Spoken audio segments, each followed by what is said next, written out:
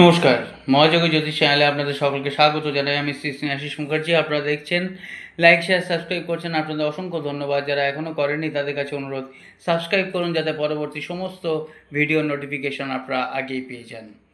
আজকের বলবো এই অক্টোবর মাস 2025 বিশেষ করে মেষ রাশির 3টে নক্ষত্রের বিষয়ে বলবো।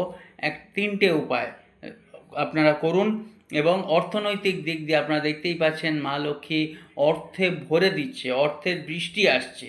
সেটা কি করবেন আপনারা? যারা অশ্বিনী নক্ষত্রে, যাদের দেখবেন চন্দ্রের পাশে 1 নম্বর আছে, তারা অশ্বগন্ধার মূল আপনারা ধারণ করুন।